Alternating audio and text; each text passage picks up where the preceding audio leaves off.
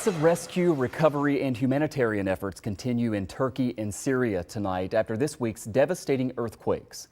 In a moment, we hear from a local woman who's been directly impacted. At least 23,000 people have been confirmed killed. Thousands more are still missing, likely trapped in the rubble. As the likelihood of finding more survivors is now very low, much of the focus turns to helping the millions of people whose lives have been forever changed because of this. And joining us live now is Dr. Amelia Gallagher. She's a professor at Niagara University, and tonight we're getting her insight as someone who is married to a Turkish native, Samir Huzmeli. They also own a home together in Turkey. Ma'am, it's great to have you on the show tonight. We appreciate you taking some time, and I wonder if you could just start by telling us where your home is and what it's like to be so far away and to be hearing what happened and to see these just horrible images playing out on TV. Well, our home it's destroyed now, but it was in the Hatay province. Sometimes it's called Antioch province of Turkey, and from all reports we've been seeing on Turkish news, it is the hardest hit area. The name of our town is Samanda, and it's actually the last of the towns affected by the earthquake within the borders of Turkey. So it's right on the Syrian border. I understand that your husband flew back to Turkey yesterday to help out family and friends. Have you been able to speak with him today more specifically about what he's seen so far? And I wonder how worried you may be just knowing that he's going to be over there right now. I mean, I don't think we're seeing the number of aftershocks like we were before. And obviously that's a place where he wants to be in this moment. But is there a little bit of fear for you attached to that? Oh, well, yes, we're so fortunate. He did arrive to his hometown today. He flew into Istanbul yesterday, and he got there, and he actually drove through Antioch, which is the next biggest city to our town. It's kind of like Niagara Falls and Buffalo, and he drove through there, and it's absolutely flattened. He can't even tell me the devastation.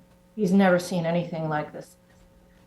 And, I have this strange confidence that, he was very nervous about going over. He's actually been in an earthquake before about 20 years ago. He's really traumatized by it still and aftershocks. But I have this strange confidence that he's going to be okay. Yeah, your town in southeast Turkey is one of the closest, as you mentioned, to Syria, right there along the border. It's a part of the world that a lot of our viewers here in Western New York may not be too familiar with. What can you tell us about that region? I know you've been there. Obviously, you own a home there, and again, just I guess the emotions that you're feeling, seeing the devastation and it directly impacting people whom you care so much about. Well, it's an agricultural area, and people's lives there wasn't, they weren't easy to begin with. It's a poor area of Turkey. It's a poor country. It's going through this tremendous economic crisis now, and this on top of it. So, we're just kind of in shock, but we're like everybody. We're just looking at the images on the television, and going through all of the emotions. But we've just got we've got work to do over the next few weeks and months and probably years. This is so devastating to so many cities, so many people's lives. Yeah, and I lost your audio there for just a second. I apologize for stepping on you. On that note, I mean, it's been inspiring to see the world coming to the rescue of people there. There are rescue teams from the United States, very specialized teams, and a lot of other countries all over the world. But as you mentioned, this is going to be such a long process, and the death toll is just staggering. Those are lives that are gone forever. We're going to show some resources on the screen here as you tell us, though, about some of the charities that you're watching, and for people who watch this and want to help, what should they know?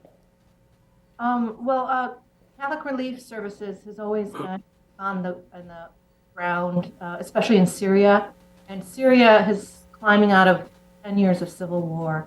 And there's no reason to believe that it's not just anything but completely awful there now. But we don't have as much information coming out of there. But Catholic Relief Services tends to get to places like that where nobody else will go.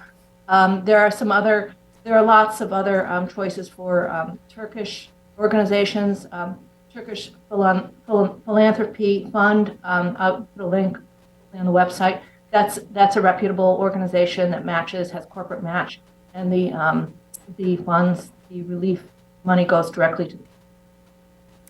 Yeah, and again, we'll put those links up, and if you have a DVR and you didn't get a chance to watch them there, or you're streaming us, just do a rewind and help if you can. Dr. Amelia Gallagher is a professor at Niagara University and is someone who's helping us kind of process what's happening so far away from home, but as we watch these images. Dr. Gallagher, best of luck to you and your family, and please keep us Thank you so updated. much. Thank you very much.